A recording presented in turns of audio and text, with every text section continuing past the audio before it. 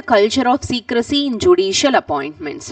Important editorial, because జ్యుడిషియరీకి సంబంధించి మనకి GS2 మెయిన్స్లో ఈ జ్యుడిషియల్ అపాయింట్మెంట్స్ అండ్ ఈ జ్యుడిషియరీ అపాయింట్మెంట్స్కి సంబంధించి మనకి చాలా పాస్ట్ 1 to 2 years నుంచి కూడా మనకి రిపీటెడ్గా వస్తుంది. సో ఈ పాయింట్స్లో చాలా ఇంపార్టెంట్. సో ఈ పర్టికులర్ ఆర్టికల్ని మనం UPSC సిలబస్ అయిన judiciary, Indian polity, constitutional bodies, ఈ పాయింట్స్ కింద సపరేషన్ ఆఫ్ పవర్స్, ఈ పాయింట్స్ కింద అయితే ఈ ఆర్టికల్ని చదువుకోవచ్చు. అయితే మనకి ఈ ఆర్టికల్ యొక్క మెయిన్ పాయింట్ ఏంటంటే జడ్జెస్ని అపాయింట్ చేసే ప్రాసెస్లో ట్రాన్స్పరెన్సీ అనేది ఎక్కువగా ఉండాలి అన్నట్లయితే మాట్లాడుతున్నారు.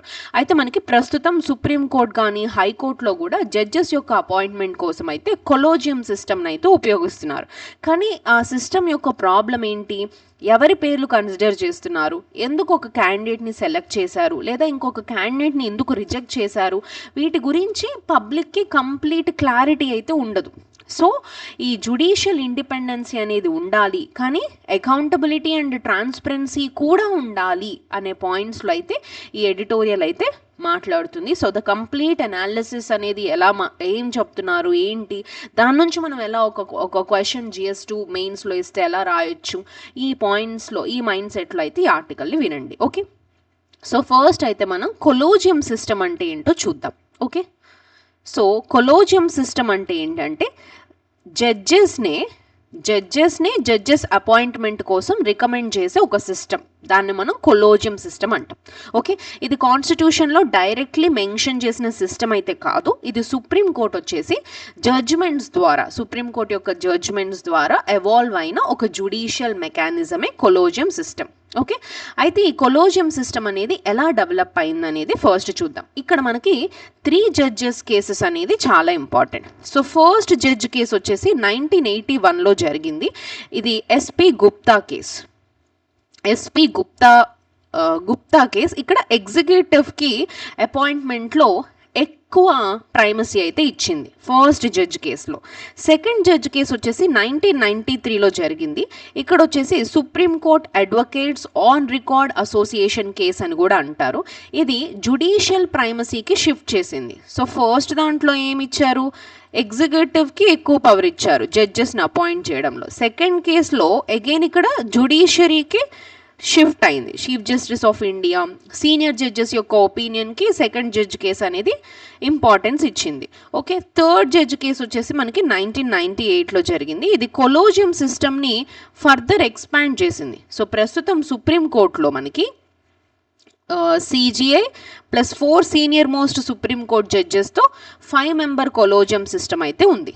అయితే ఇక్కడ వస్తున్న మెయిన్ ప్రాబ్లం ఏంటంటే ట్రాన్స్పరెన్సీ. ఓకే, కొలోజియం సిస్టంలో అంట ఇప్పుడు జడ్జెస్ ఇంకో నెక్స్ట్ జడ్జెస్ని అపాయింట్ చేయడానికి ఒక క్లియర్ ఎలిజిబిలిటీ మ్యాట్రిక్స్ అయితే లేదంట ఈ కొలోజియం సిస్టంలో. And public notification off vacancies లేవు. ఇప్పుడు మనకి UPSC ఎగ్జామ్స్ కానివ్వండి, స్టేట్ PSCS ఎగ్జామ్స్ ఇప్పుడు ఒక నోటిఫికేషన్ వదులుతుంది, ఇన్ని పోస్టులు ఉన్నాయి, ఇది ఎగ్జామ్, ఈ ప్రాసెస్ ద్వారా మిమ్మల్ని సెలెక్ట్ చేస్తున్నాం. ఈ ప్రాసెస్ అంతా పబ్లిక్లో క్లియర్గా ట్రాన్స్పరెంట్గా ఉంది, రైట్? సో అలా జడ్జెస్ని అపాయింట్ చేస్తున్న ప్రాసెస్కి సంబంధించి ఆ ట్రాన్స్పరెన్సీ అనేది లేదు.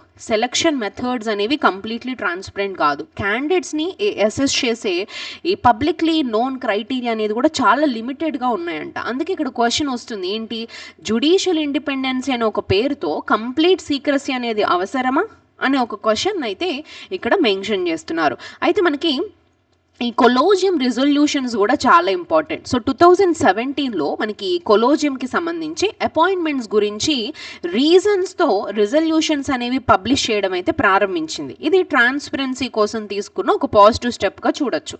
కానీ తర్వాత ఏం జరిగింది, డీటెయిల్డ్గా ఆ రీజన్స్ అనేవి తగ్గాయి. కొన్ని రిజల్యూషన్స్లో మెంబర్స్ యొక్క పేర్లు కూడా డిస్క్లోజ్ చేయడం ఆగిపోయింది. 2024 నుంచి కూడా ఈ రీజన్స్ కానీ నేమ్స్ కానీ వెల్లడించడంలో కూడా మరింత ఒపాసిటీ అయితే వచ్చిందని చెప్పి ఇక్కడ ఆర్గ్యూ చేస్తున్నారు. అయితే ట్రాన్స్పరెన్సీ మొదలైంది, కానీ తరువాత అయితే దాన్ని తగ్గించడం మొదలు పెట్టారంట.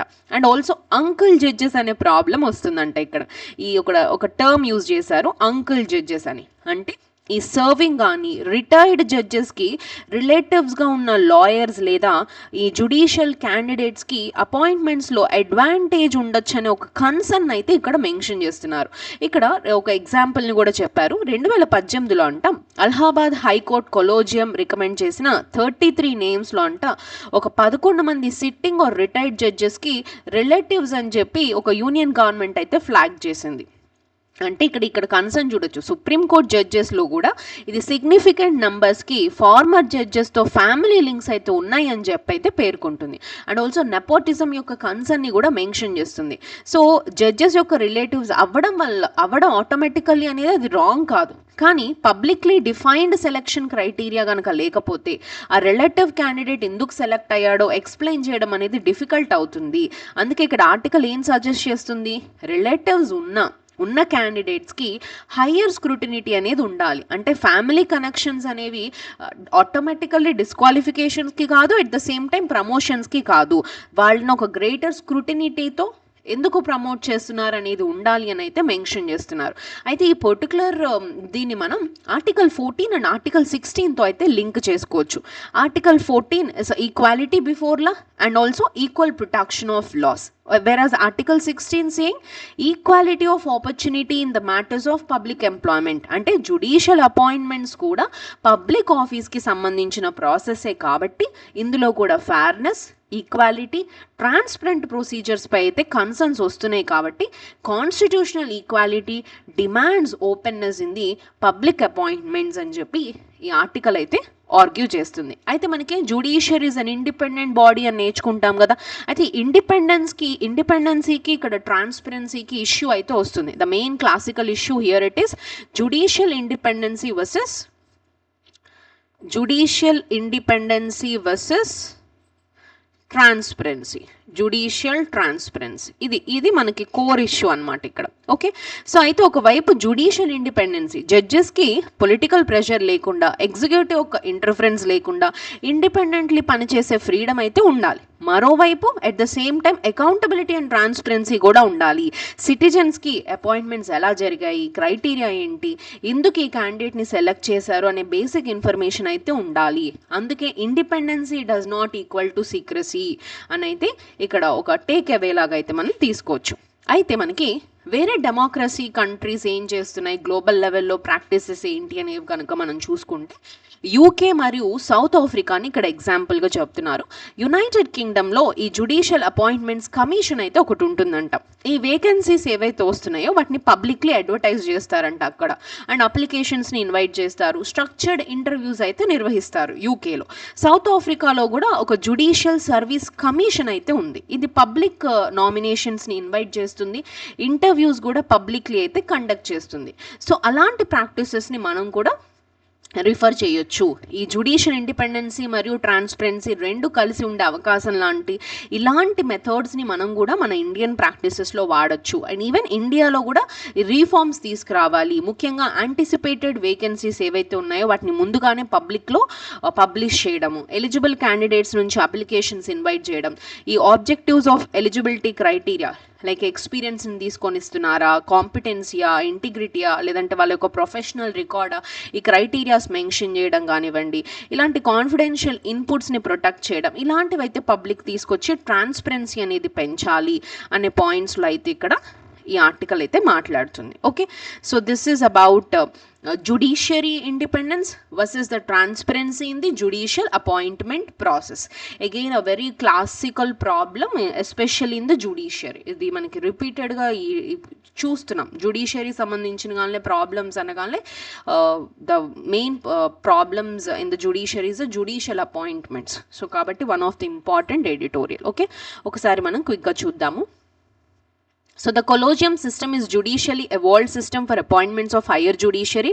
The second judge case shifted the primacy in the judicial appointments towards the judiciary, and the third judge case expanded the collegium to the present 5-member for Supreme Court appointments. The article raises concerns about the lack of transparency